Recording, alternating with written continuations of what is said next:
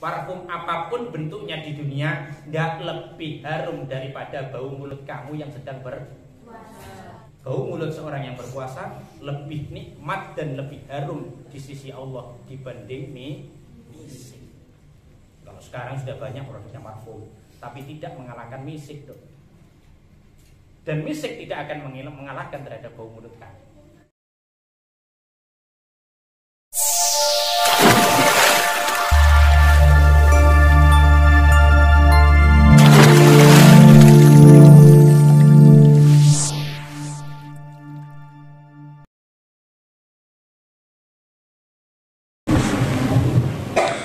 Bismillahirrahmanirrahim. Assalamualaikum warahmatullahi wabarakatuh.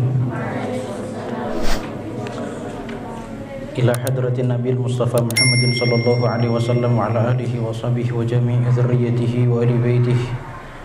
Wa ila hadratil muallif Asy-Syaikh Sirajuddin Al-Husaini wa jami'i usulihi wa furu'ihi wa man intasaba ilaihi. Wa ila hadratil Asy-Syaikh Ma'ad Sunniyah Asy-Syaikh Juhari Zawawi Jami' Usuli wa Furu'i Syai'un lillahi lahumul Fatihah.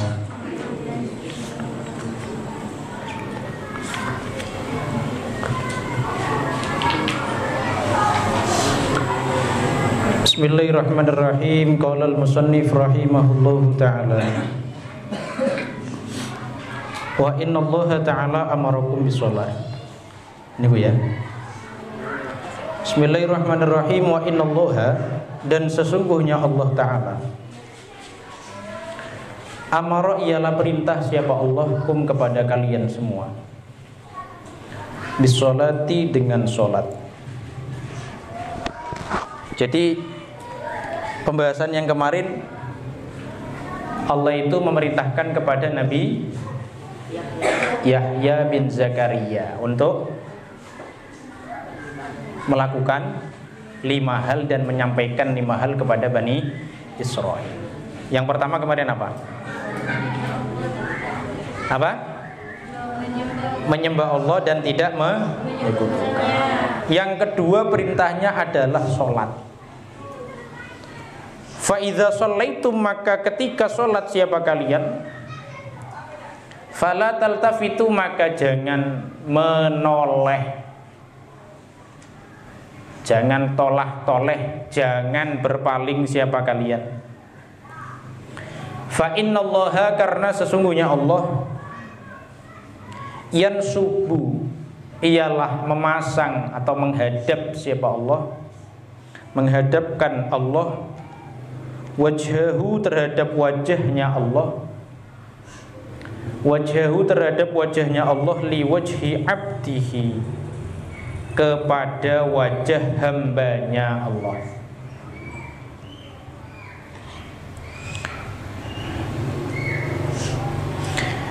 Kapan Allah menghadapkan wajahnya, yakni memberikan rahmat kepada hambanya, Allah itu kasih pada hambanya, fi sholatihi, di dalam sholatnya hambanya. Malam yaltafit, selagi tidak tolah-toleh siapa abduhu. Malam yaltafit, selagi tidak tolah-toleh siapa abduhu. Titik. Ini perintah kedua dong, kepada Nabi Yahya bin Zakaria. Apa itu sholat? Sering saya sampaikan, tidak bosan, as-sholatu imaduddin. Sholat itu penyangga agama. Makanya orang-orang dulu itu, tentara-tentara Romawi, tentara-tentara Persia, itu kalau sudah melihat kumpulan orang-orang mukmin sholat dalam lingkaran jamaah yang kuat, yang kukuh, yang rapat, pasti gentar. Makanya orang-orang Yahudi, orang-orang Nasrani itu cukup melihat kaum muslimin itu solid atau tidak, lihat jamaahnya. Apalagi jamaah yang bisa dilihat itu jamaah isya, jamaah subuh. Kalau solid di sana, banyak, rapat, orang Yahudi pasti gentar. Nasrani juga gentar. Kalau ada sholat di dalam musola, di dalam masjid, kok jamaahnya perenco-perenco, jamaahnya itu berpisah-pisah, tidak rapet, sudah pasti sudah. Hatinya tidak terikat itu. Hatinya tidak nyambung, hatinya tidak connect. Makanya kamu juga gitu, kalau jamaah itu yang rapet. Paham, Bin? Ya, softnya yang depan baru, ya, yang depan full misalnya, yang belakang ada 2 orang. Satu di tengah, satu di pinggir. Bener enggak ini? Enggak bener. Banyak itu, banyak. Ya, kamu termasuknya. Kalau sudah ada orang membentuk barisan misalnya, barisan pertama sudah full, barisan depan full, barisan kedua. Bagaimana cara membentuknya, Pak? Kalau kamu berada di awal jadi orang pertama, ya kamu harus berada di, paling tidak berada di belakang pas di tengah imam, atau paling tidak berada di sebelah kanan imam. Jangan berada di kiri jauh lagi. Banyak itu, banyak. Ya, tidak sholat apapun sudah. Ya, apalagi sholat tarawih kadang. Kepingin cari angin, cari posisi paling belakang. Ya, Banda. Ya, kalau tarawih itu kan di depan itu panas, hawanya panas, sumuk, ongkep. Makanya paling enak posisi belakang, icis. Ya. Tapi tidak gitu sebetulnya. Ya. Makanya kaidahnya orang Islam itu dalam beramal al-ajru biqadri ta'ab. Pahala itu disesuaikan dengan payah. Semakin kamu payah di depan, oh kamu harus yakin itu limpahan pahalanya banyak. Tapi kadang orang tidak ngerti ini. Ya, Bin. Pilih yang ada di belakang, kipasnya banter. Oh, enak itu. Sambil leyeh-leyeh. Kalau di belakang itu kan bisa nyantai. Tarawihnya imamnya sudah berdiri dulu, kamu mutaakhiron. Kalau sudah mau lam yalid walam yulad baru berdiri takbir. Enak itu, enak. Tapi itu yang salah. Jadi sholat ini harus kamu posisikan posisikan betul. Saya sering sampaikan kepada kamu, apa itu, Pak? Di pondok saya itu dulu ketika guru mau melihat aktivitas santrinya, itu cukup lihat jamaahnya. Kok dia jamaahnya padeng, rajin, tidak pernah telat, datangnya selalu tepat waktu, takbir pas setelah takbirnya imam. Anak itu berarti rajin, padeng, sergap. Kalau kamu melihat anak kok sering jamaahnya telat, sudah pasti sudah aktivitasnya kesehariannya itu tidak teratur, ruwet sudah. Lihat sudah kalau tidak percaya. Pun demikian di sini kamu. Kalau ada anak yang rajin jamaah padeng, saya lihat aktivitas hariannya itu pasti teratur, normal. Kalau ada anak yang jamaahnya telat-telat, bolong-bolong, godang-godang, saya lihat sudah aktivitas rutinannya tidak akan teratur. Jadi sholat itu adalah pembersih daripada hati kita. Makanya ibaratkan kita mandi, sholat itu 5 kali. Kita mandi memandikan hati kita itu 5 kali. Menghadapkan yang namanya posisi wajah kita dan seluruh anggota tubuh 5 kali kepada Allah Subhanahu wa ta'ala. Fa idza shallaitum fala taltafitu. Kalau kamu sholat maka posisikan sudah wajah kamu. Inni wajjahtu wajhiya lilladzi fataras samawati wal ard. Posisikan, hadapkan wajahmu, tidak hanya wajah, hati kamu posisikan betul kepada Allah, menghadap ke sana. Jangan fokusnya kemana-mana. Apalagi bulan tarawih kayak gini ya. Kalau sudah asar, maghrib, ini fokusnya kadang hilang. Apalagi kalau sudah berbuka, sholat isya dan tarawih, hilang sudah. Apalagi habis tarawih sudah tidak khusyuk wiritannya. Apa yang dituju? Sisa-sisa berbuka tadi, koleknya belum dimakan, satenya juga ilakhirihi. Apa sih tujuan puasa itu? Tujuan puasa itu satu sebetulnya, Dok. Imsakun anin nafsi, mengekang nafsu, Dok. Makanya ulama-ulama dulu kalau berbuka ya secukupnya, tidak terlampau. Kita kan enggak, ingin rezekin es, nasi, telo, kemudian apa, es cendol, es dawet, itu jadi satu itu Robin ya. Jadi satu, habis jus ekstra jus, habis ekstra jus nutri sari, habis nutri sari kuku bima, belum nasinya, belum cemilannya. Kalau tidak masuk semuanya tidak puas. Padahal tidak segitu juga ya. Maka secukupnya. Fala taltafitu fa innallaha yansubu wajha liwajhi. Ingat, rahmatnya Allah itu dihadapkan kepada kita saat kita sholat. Kalau kamu fokus di dalam sholat kamu, ingat rahmatnya Allah pasti yang kamu terima banyak. Tapi kalau kamu tidak fokus dalam sholat kamu, pikirannya macam-macam, kemana-mana. Yang kamu pikirkan di dalam sholat bukan tentang rukun-rukun sholat, bukan tentang syarat-syarat sholat, bukan tentang kekhusyuan sholat, tapi apapun di luar sholat yang kamu pikirkan, hati-hati. Ya gugur sholat itu gugur, pokoknya baca Fatihah sampai selesai, kemudian sampai salam, sholat itu sudah gugur.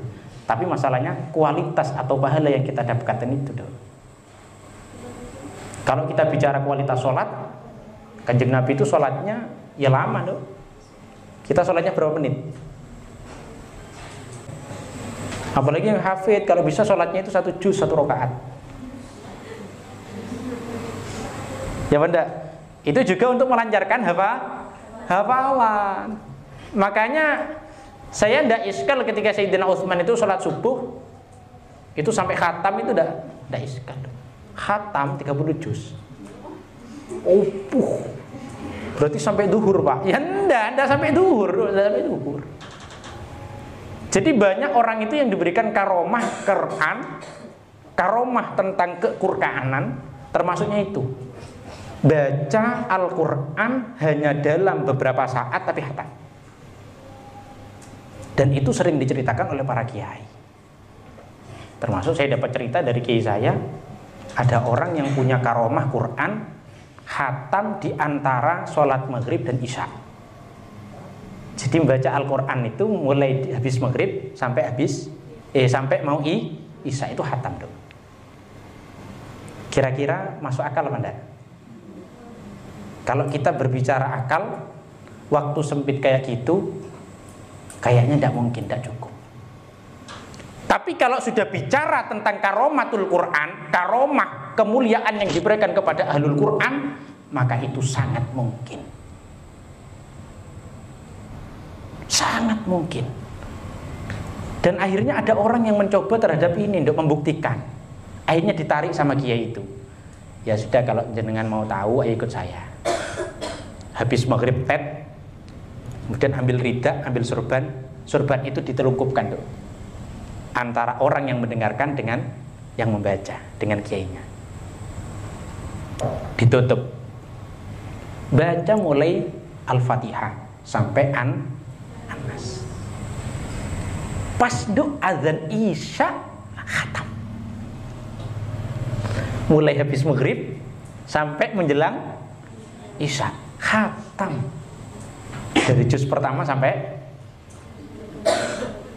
An-Nas. Udah disingkat. Waladhdallin, qul a'udzu birabbin nas. Khatam asli.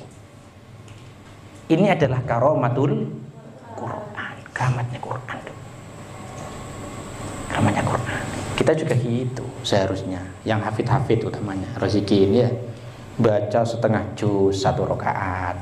Rakaat berikutnya setengah juz. Berarti tiap 1 salam dapat 1 juz. Fa innallaha yansubu wajha liwajhi 'abdi fi sholatihi ma lam yaltafit. Ingat-ingat.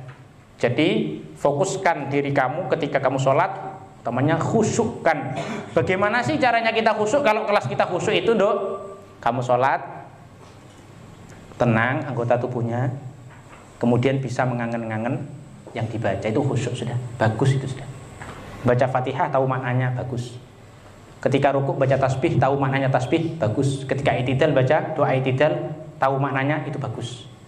Kemudian ketika sujud tahu maknanya sujud, meletakkan dahi di atas tanah, di atas lantai, tahu maknanya itu, bagus, itu sudah khusyuk. Nah, makanya khusyuk itu kalau kelasnya kita gitu sudah. Kamu bisa memaknai terhadap gerakan dari sholat kamu, bisa memaknai terhadap apa yang kamu baca, itu sudah khusyuk. Tadabburul ma'ani qira'atukum. Bisa memaknai apa yang kamu baca, itu sudah bagus.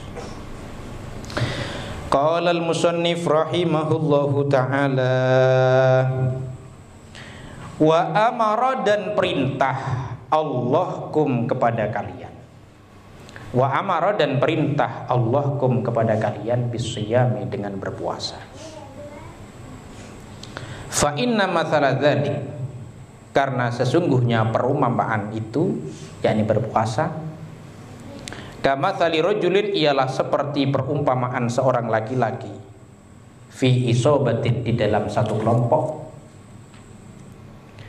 ma'ahu, yang ialah di dalam isobatin, atau ma'ahu, yang ialah bersama rajul, ya. Ma'ahu, yang ialah bersama rajul, surratun, adapun satu kantong atau satu bungkus.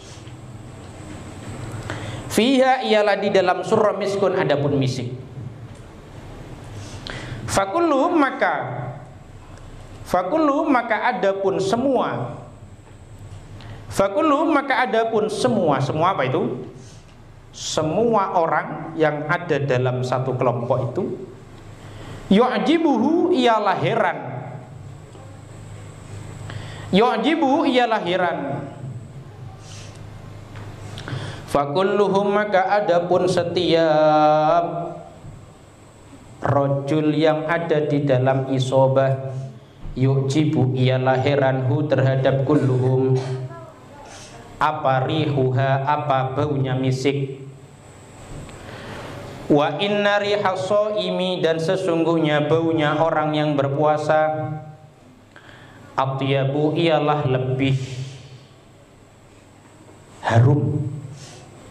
Atyabu, ialah lebih harum atau lebih wangi, indallahi, di sisi Allah, min rihil miski, dibanding baunya misik. Min rihil miski, dibanding baunya misik. Titik.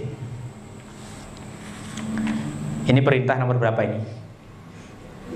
Nomor 3. Perintahnya apa? Berpuasa, perintah untuk berpuasa. Gambarannya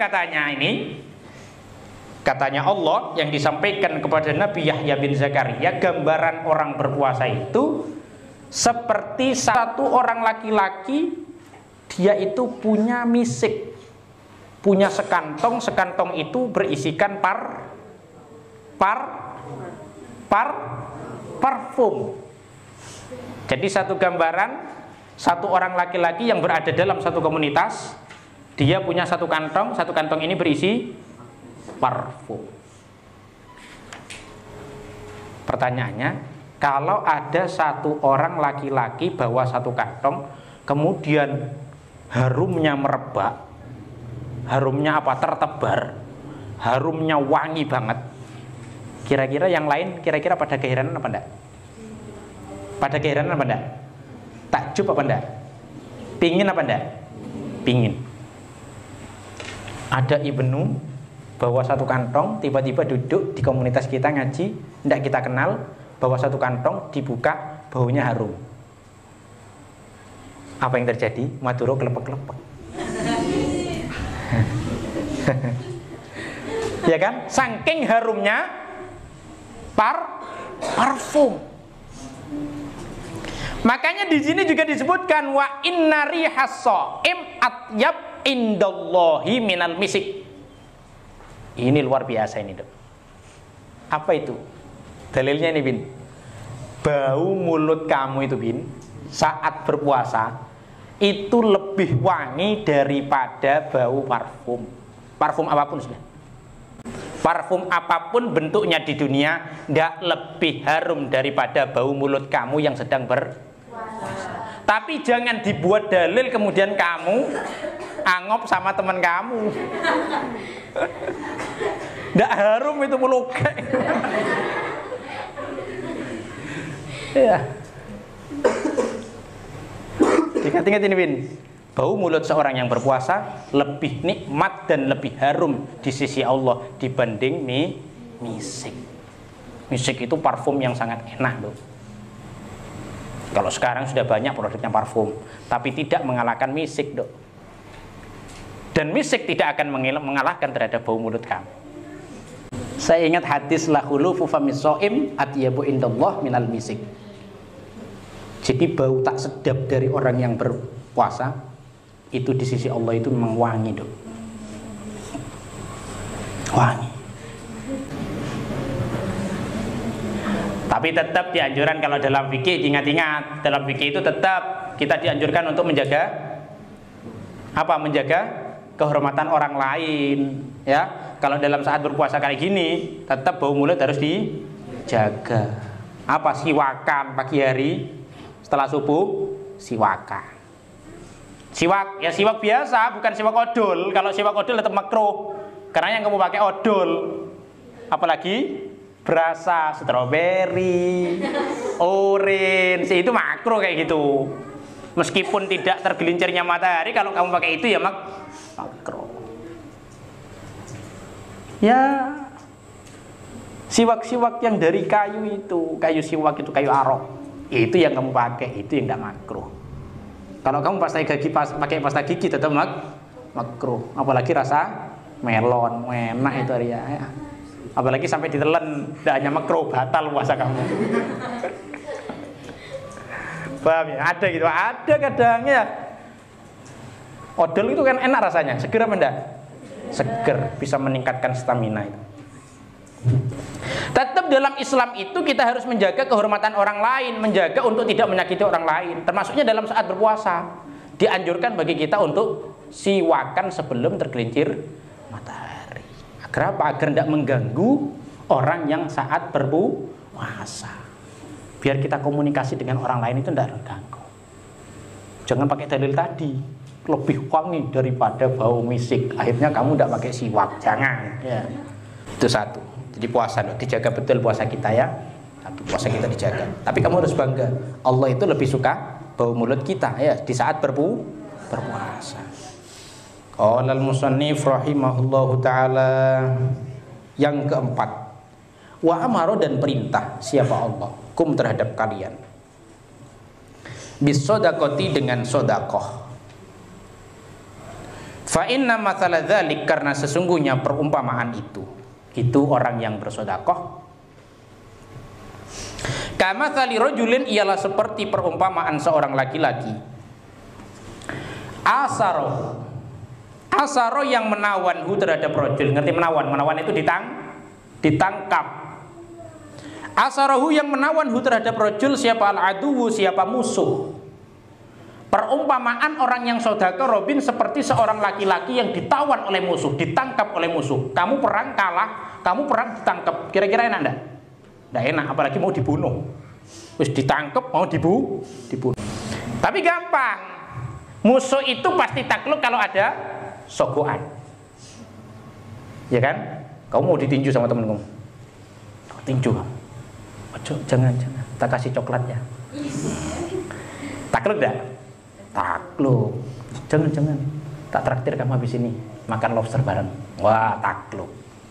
Kalau ada sesuatu yang bisa untuk disogok, maka musuh akan takluk. Pun demikian dengan kita. Asarahu al-adu, fa'authaku, kemudian mengikat siapa? Al-adu. Fa'authaku, kemudian mengikat siapa? Al-adu, yadaihi, terhadap kedua tangan rajul. Yadaihi, terhadap kedua tangan rajul, ila unukihi, sampai lehernya rajul. Diikat kamu, diikat di tali, mulai dari kaki sampai leher, atau mulai dari tangan sampai leher. Kira-kira bisa bergerak? Tidak bisa bergerak, mati kutu kan. Waqaddamu,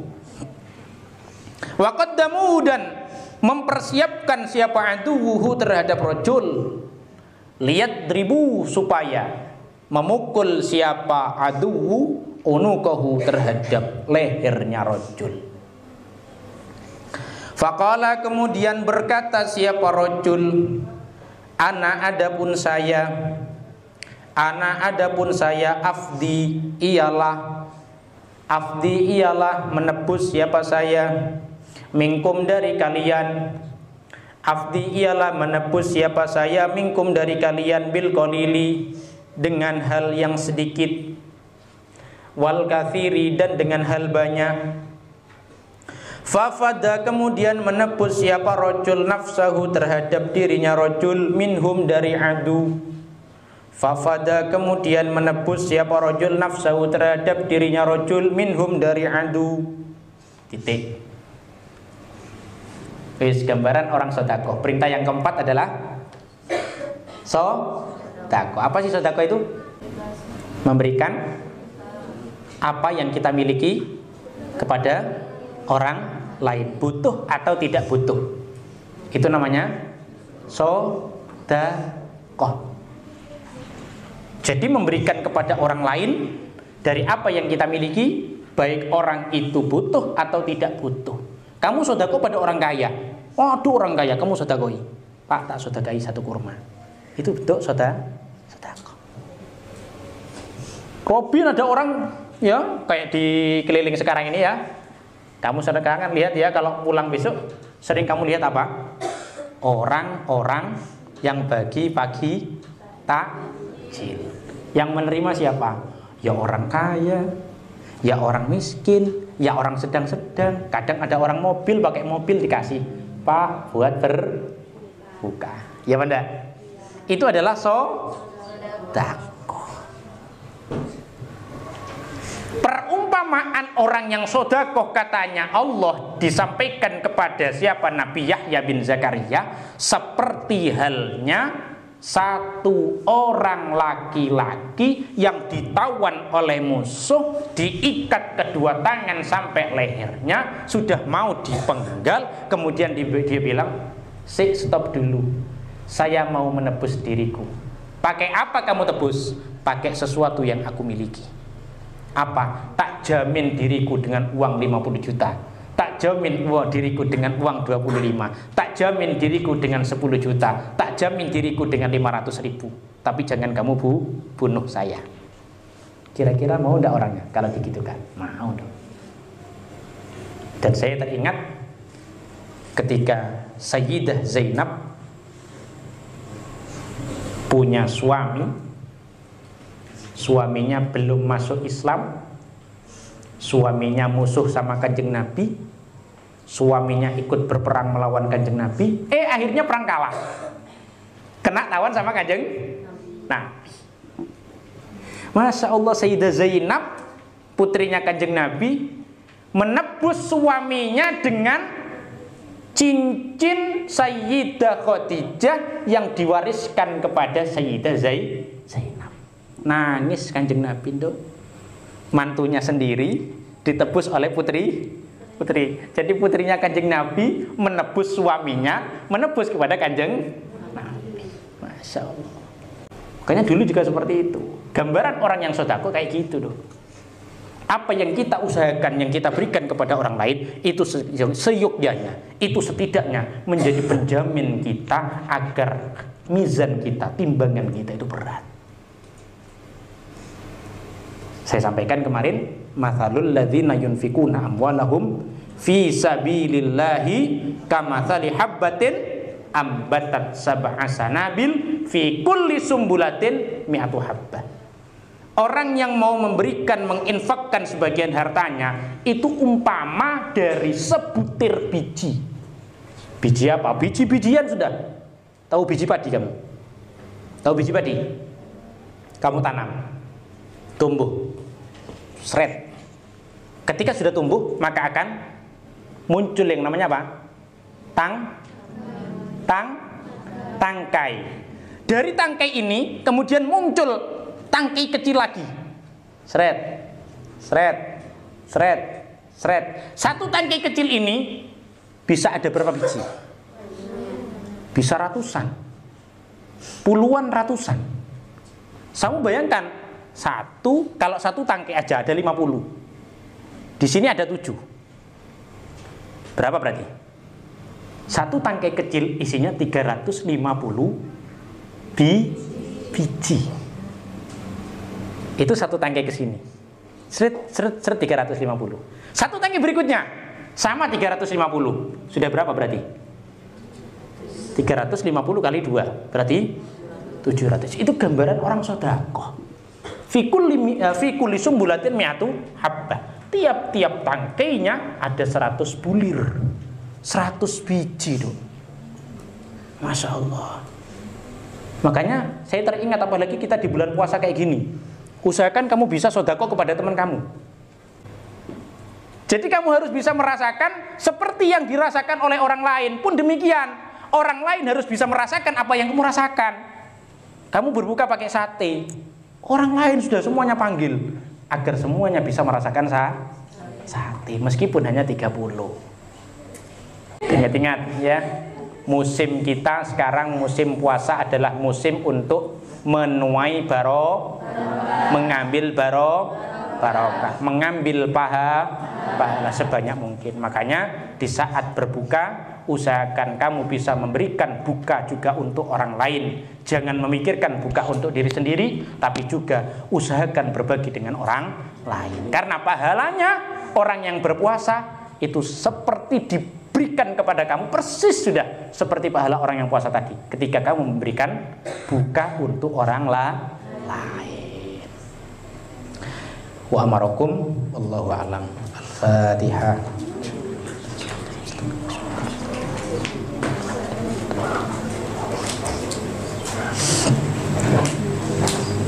Mugi barokah, mugi manfaat.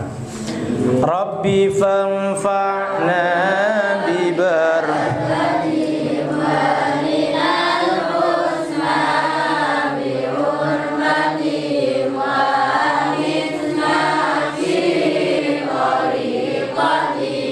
wa mu'afatim minan Rabbi fanfa'na bi barakatihim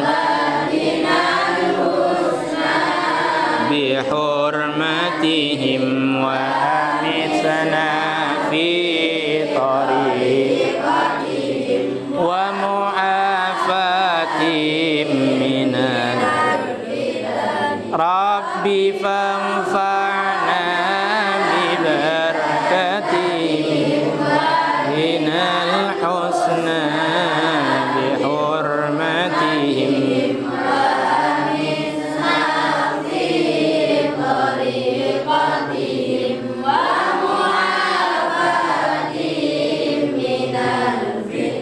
Subhanakallahumma bihamdik asyhadu an la ilaha illa anta astaghfiruka wa atubu ilaik. Fatahallahu alaina alaikum futuhal arifin. Assalamualaikum warahmatullahi wabarakatuh. Waalaikumsalam.